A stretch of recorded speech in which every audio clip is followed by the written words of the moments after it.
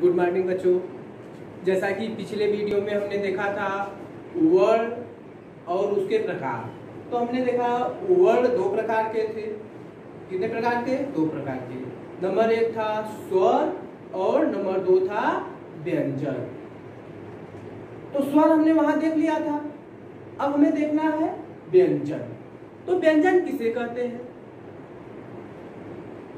कह रहा है, व्यंजन की परिभाषा है कि जिन वर्णों के उच्चारण में अन्य अर्थात दूसरे वर्णों की सहायता लेनी पड़े, जिन वर्णों के उच्चारण में दूसरे वर्णों की सहायता लेनी पड़े उसे व्यंजन कहते हैं। जैसे देखिए,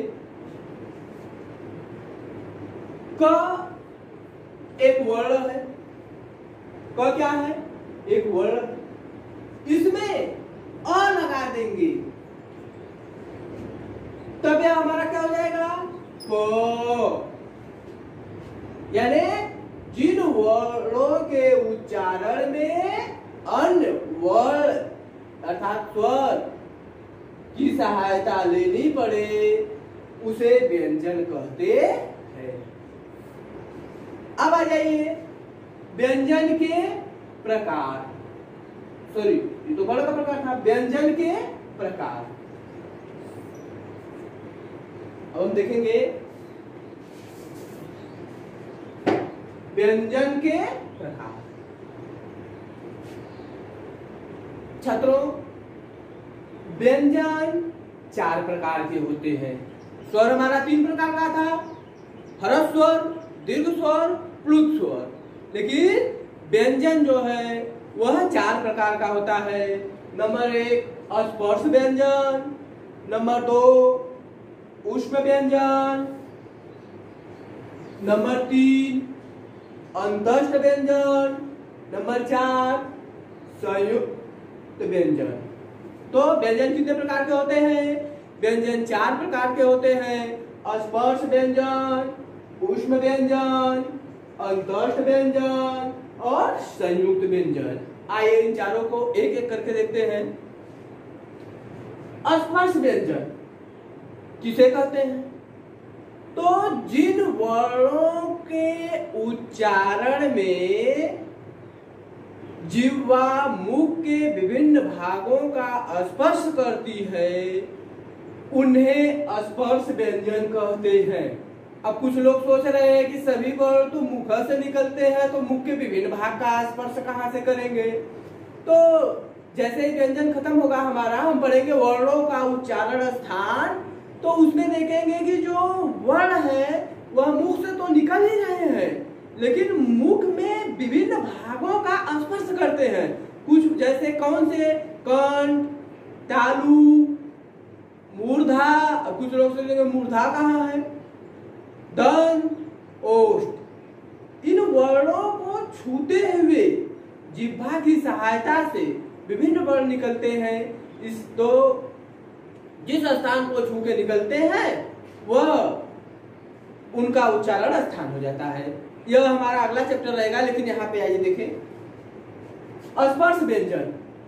तो करा मुख के विभिन्न भागों का स्पर्श करके जो वर्ण निकलते हैं उन्हें स्पर्श व्यंजन कहते हैं। स्पर्श व्यंजनों की संख्या 25। क से लेके म तक, क से लेके म तक जो है हमारा स्पर्श व्यंजन कहलाता है। स्पर्श व्यंजनों की संख्या कितनी है? 25। और नंबर दो है ऊष्म व्यंजन। अब ऊष्म व्यंजन किसे कहते हैं? करा जिन वर्णों के उच्चारण में जो वर्ण है वह वायु के रगड़ से उत्पन्न होते हैं, जो वर्ण ऊष्मा की रगड़ से उत्पन्न होते हैं उन्हें ऊष्म व्यंजन कहते हैं। ऊष्म व्यंजन की संख्या कितनी है? 4। ऊष्म व्यंजन हमारे कितने हैं? 4 है, ध्यान देना। स, स, श, ह, यानी शरीफा स, षटकोण स और षड़क स और हरवा ह। यह चार जो है इनके उच्चारण में ऊष्मा जो है वह रगड़ करके इनको बाहर निकालती है, इसलिए इन्हें ऊष्म व्यंजन कहते हैं। नंबर 3 अंतस्थ व्यंजन कह रहा है जो अंदर से उत्पन्न हो, अंदर से निकले, हृदय से निकले, उन्हें अंतस्थ व्यंजन कहते हैं। इनकी संख्या भी कितनी है? 4।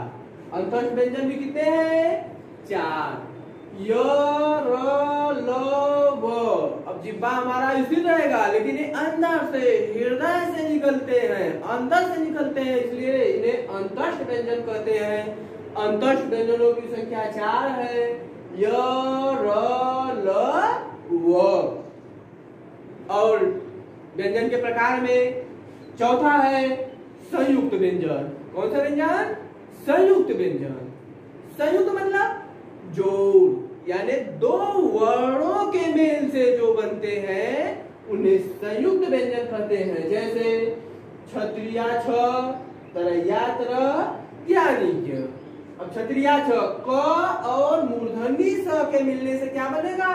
क्षत्रिय छ। परीक्षा में पूछता है कि क्षत्रिय छ किन 2 वर्णों के मिलने से बनता है? तो क और स। त्र त और र के मिलने से बनता है। ज्ञ ज य के मिलने से बनता है। तो व्यंजन के प्रकार में हमने देखा व्यंजन कितने प्रकार के हैं? 4। नंबर 1 स्पर्श व्यंजन, क से लेके म तक हमारा स्पर्श व्यंजन है।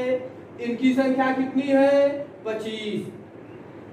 ऊष्म व्यंजन स, स, स, ह, यह 4 जो है हमारा ऊष्म व्यंजन है। ऊष्म व्यंजन की संख्या कितनी है? 4। परीक्षा में बार बार पूछता है ऊष्म व्यंजनों की संख्या कितनी है? 4। ऊष्म व्यंजन कौन कौन से है? क्षत्रिय सॉरी स, स, स, ह। अंतस्थ व्यंजन की संख्या कितनी है? 4। य, र, ल, व। संयुक्त व्यंजन की संख्या कितनी है? 3। क्षत्रिय छ, तरैया त्र, ज्ञानी ज्ञ। अगर देखें व्यंजन तो स्पर्श व्यंजन 25 है, ऊष्म व्यंजन 4 है, 25 4 29। संयुक्त व्यंजन कितने हैं? 4 है, 29 4 33 और 3 33 3 36। ये हमारे 36 व्यंजन हो जाते हैं। 25 4 29 4 33 और 3 36। तो इस प्रकार से व्यंजन समाप्त होते हैं।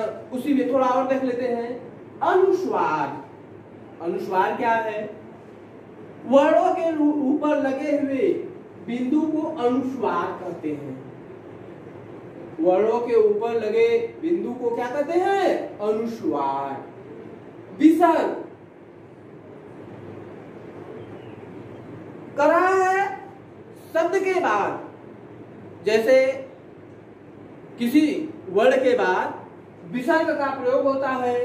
इसका उच्चारण आधा ह के रूप में किया जाता है। जैसे बालकः, रामः, गणेशः इत्यादि। तो ये बालकः ह आ रहा है ना, तो जो हमारा विसर्ग है उसको आधा ह के रूप में उच्चारण किया जाता है। तो यहाँ पे हमारा व्यंजन समाप्त होता है। धन्यवाद बच्चों।